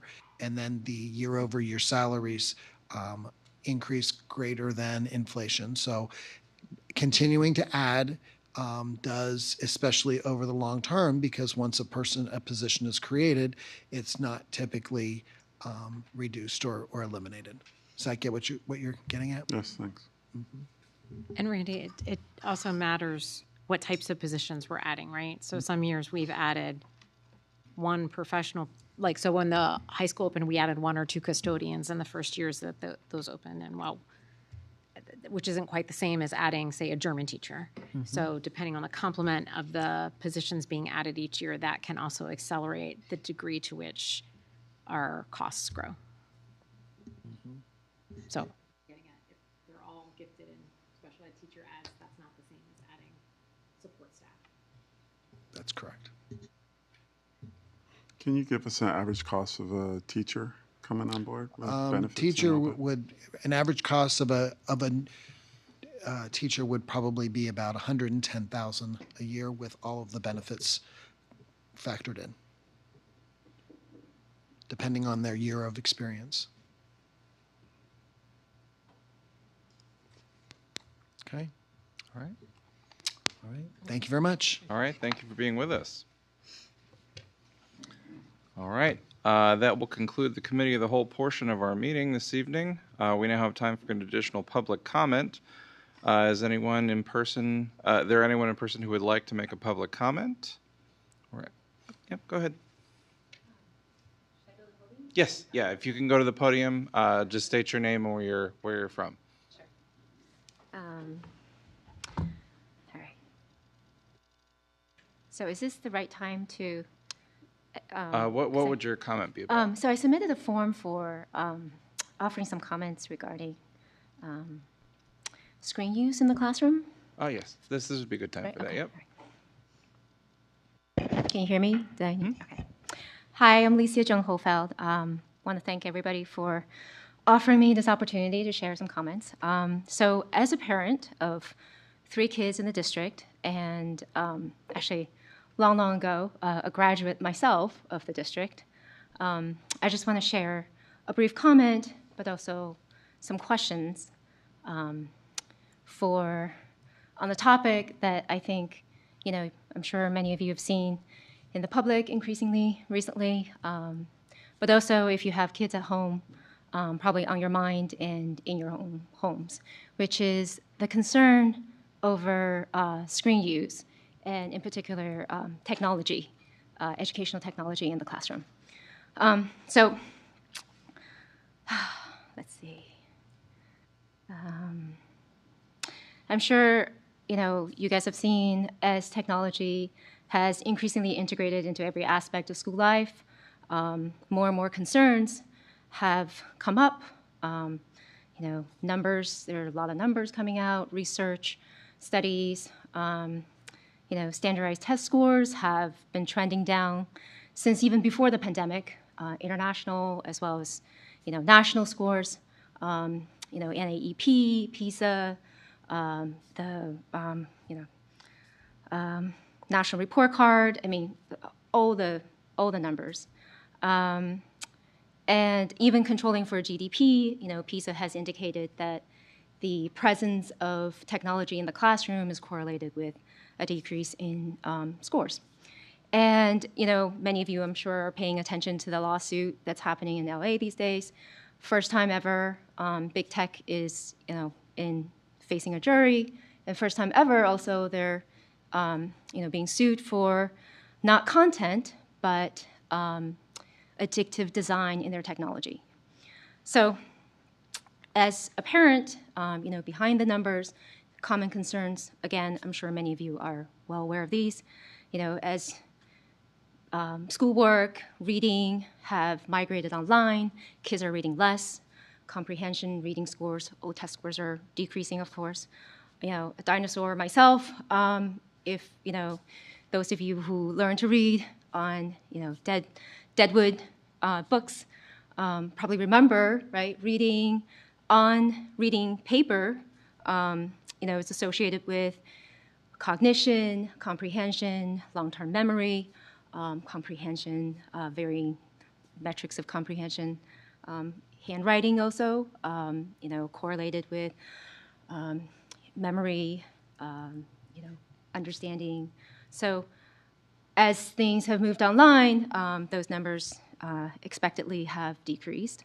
Obviously, ed tech resources like, I'm sure I don't know, what is it, like Prodigy, Reflex, Duolingo, gamify learning with lots of promises.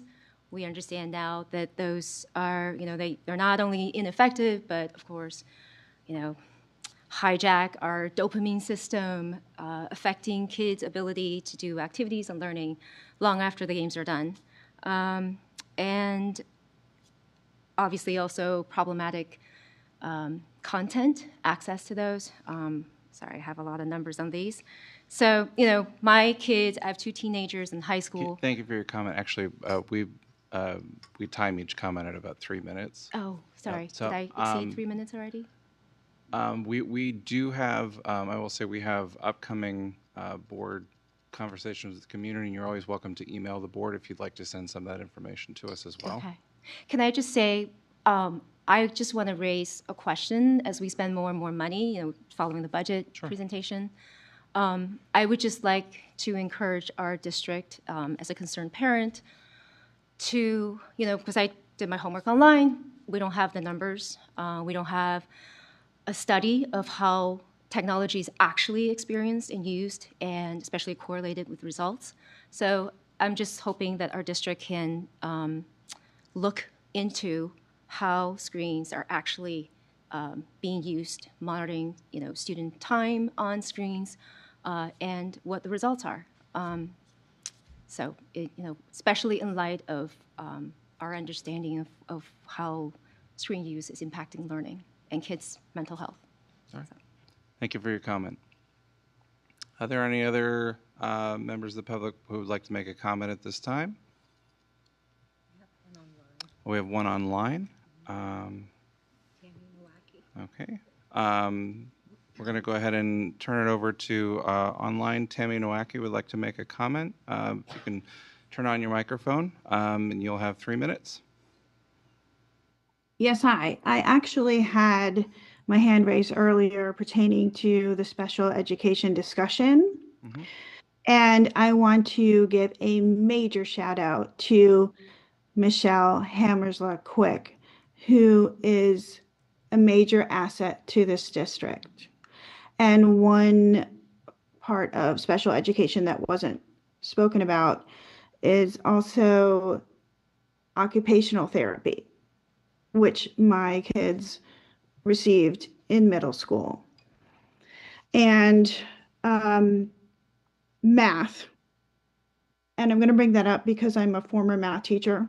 I've discussed this with multiple people. My kids are now in high school.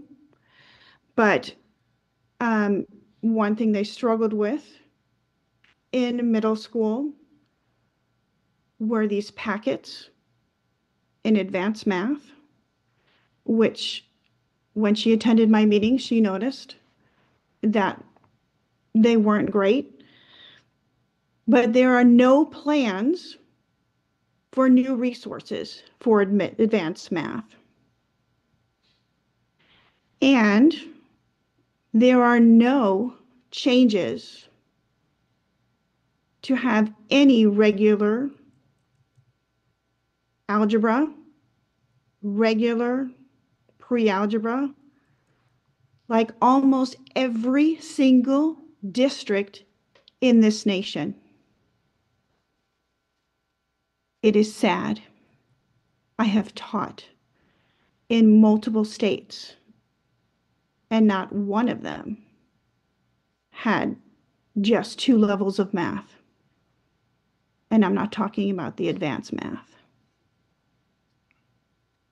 Yes, there are multiple levels in high school.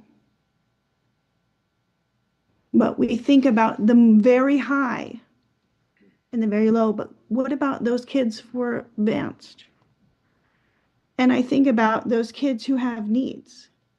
And I'm very grateful that we found out that my kids needed occupational therapy. But those kids who are advanced math and need occupational therapy, they're not having any changes of resources. What about those parents? What about Those kids who don't realize that those kids need them and they're going to struggle.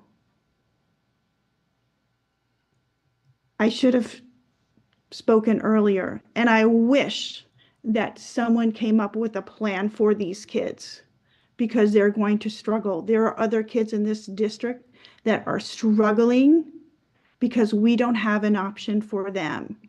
And you're going to be here tonight making a plan because we have not discussed it and we haven't thought about them.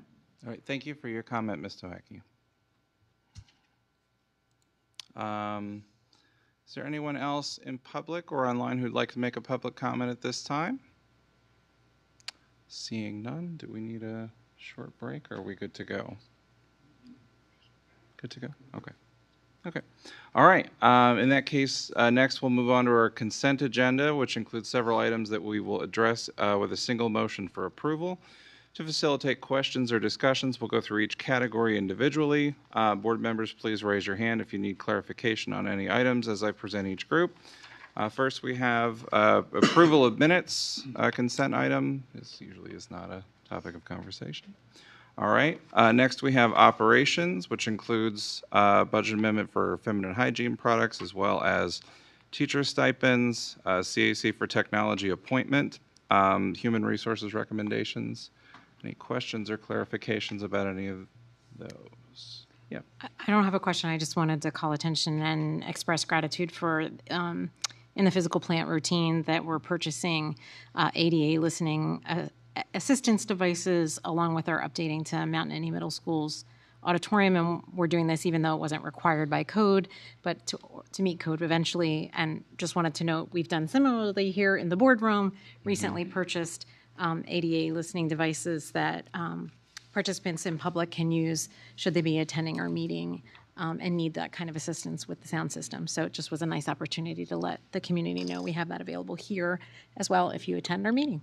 Okay. Thanks, Amy. Yep. Other comments?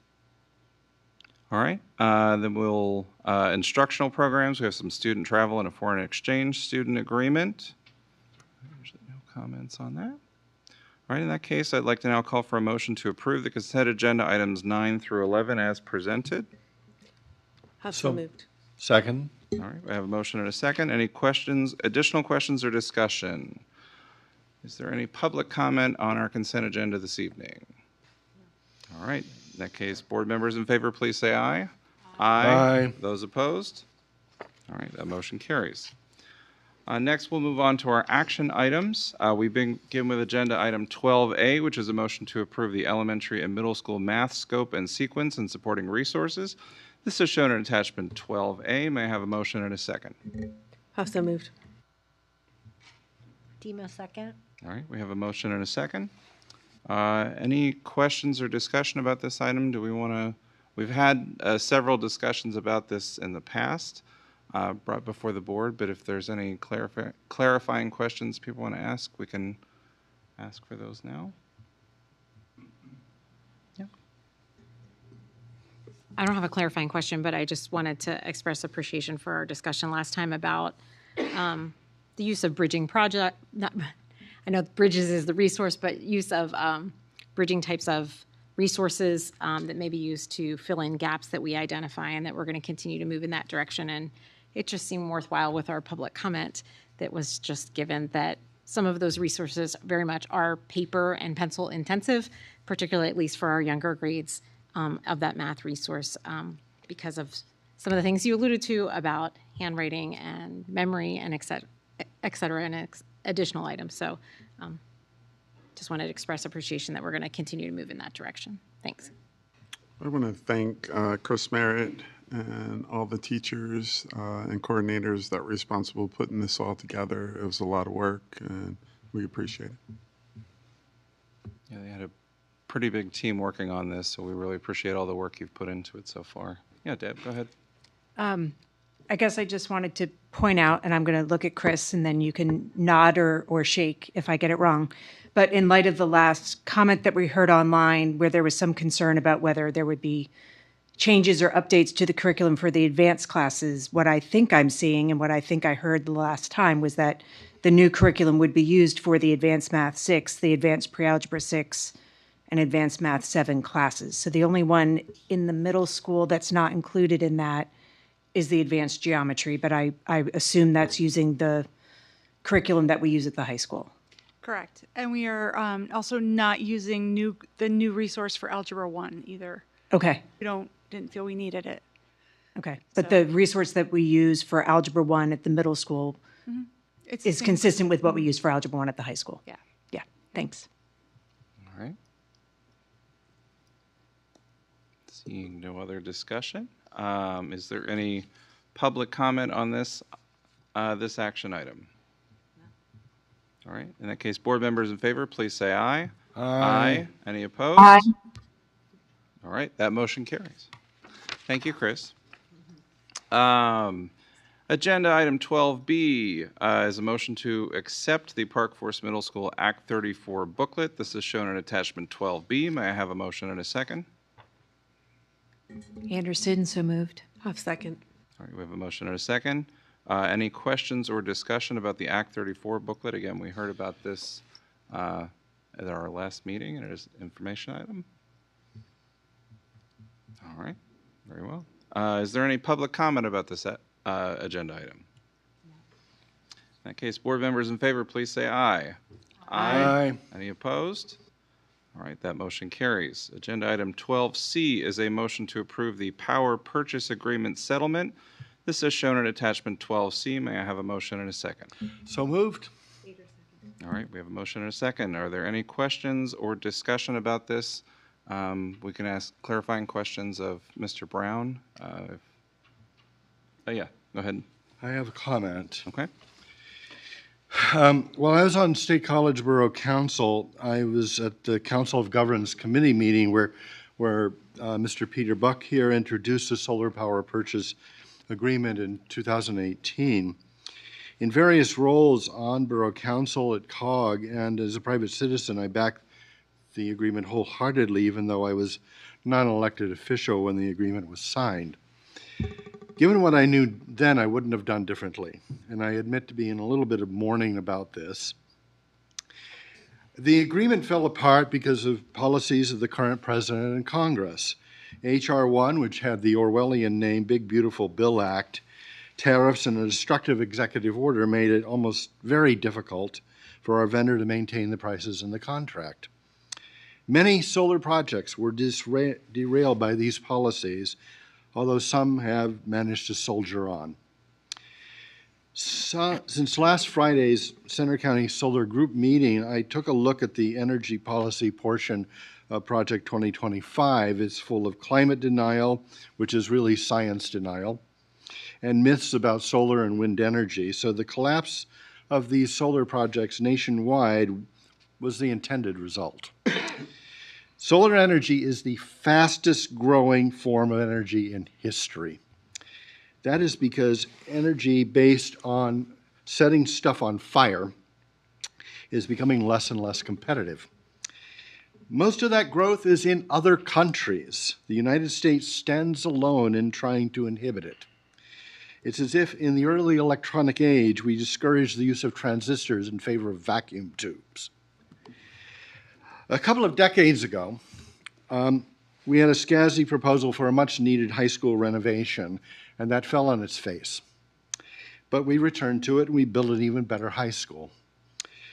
We can do something like that with this project, only I hope we do it more quickly. Maybe not in the same way, and maybe by ourselves. We've already done 5 on-site solar projects, not including the Solar for Schools project at the new Park Forest Middle School.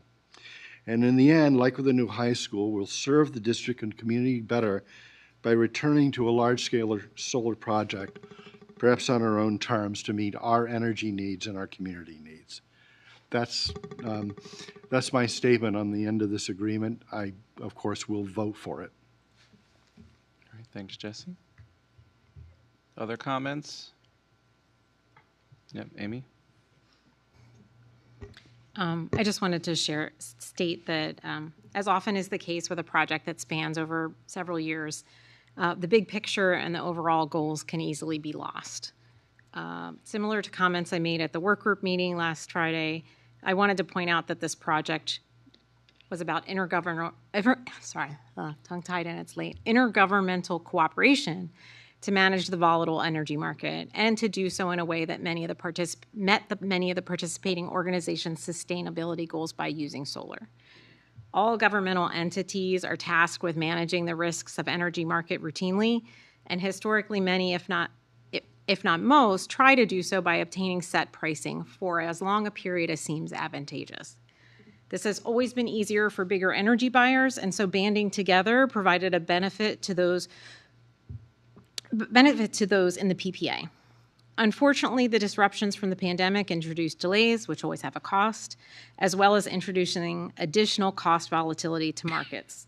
Nevertheless, indications were favorable for this agreement to create significant cost savings for the participating organizations and their taxpayers, until significant additional volatility was created in the past year by major changes in federal support for renewable energy, as mentioned by my colleague. To be clear, the significant barriers that made the project non-viable arose very recently, and this is supported by the fact that 10 municipalities, many of whom generally have anywhere from 5 to 7 governing members, which over the course of time frequently change, have all continued to commit to make the decision to stay the course on this endeavor. In cases where other approaches were a better fit along the way, those organizations freely left the work group to pursue that opportunity, as they should for their constituents. My point being, many elected officials who I sincerely believe enter this work for the genuine intent to benefit their constituents and their communities, evaluated the information and situation at each step along the way, and believed this endeavor had the potential to be successful. It's unfortunate that that opportunity was taken away. Other board member comments? Is there anyone here who'd like to make a public comment on this agenda item? Yes, sir. Not surprised. Mr. Buck, please join us at the microphone. Dr. Buck. Peter Buck, State College Borough, former board member, instigator of the project. Instigator, yeah. First, I really want to thank the members of this board for hearing this tonight and making a decision that I believe is the right decision. I also really want to thank a few people.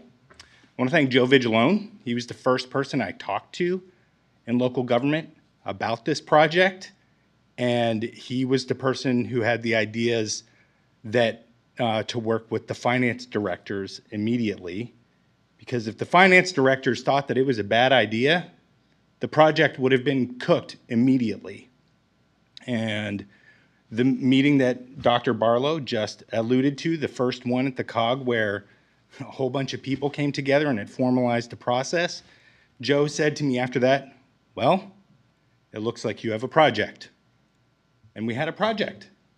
That project was managed incredibly well, really by the staff in our local governments.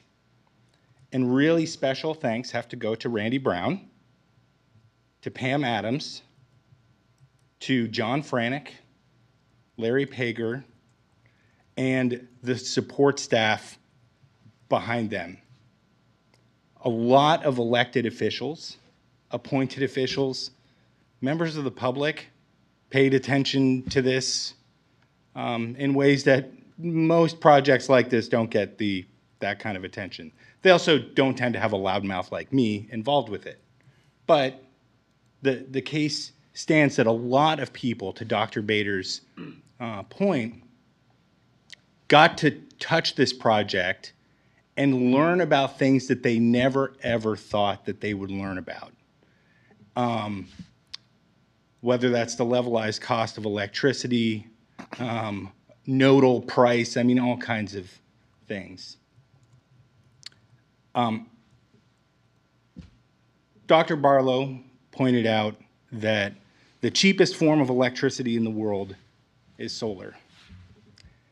And the United States is now hindered, but not entirely blocked, As data centers come online, the price of electricity and the availability of electricity, one is going to go up and the other is going to go down. And that relationship is going to drive this board into having to make decisions about electricity. And I will not be surprised if in a year or two, if you put out a request for information, that you will find competitive pricing on utility scale solar. That's all. All right. Thank you, thank you, Dr. Buck. Is there any other public comment at this time? Nobody online? Okay. Oh, go right ahead, Madison. Just wave me down. Okay, sorry, I have the cool kid microphone, so it takes a little bit. Kind of going off of what Instigator Buckland said in Barlow's speech, I think this is something that we really need to look into and get ahead of the curve now, because electricity prices are already getting pretty crazy, and they're going to continue to get crazy. And solar power is something that costs more at first, but is a lot more energy efficient the longer you have it. And so I think the earlier we start it, the better it's going to be for our scarcity economy. Thank you. All right. Thanks, Madison. All right.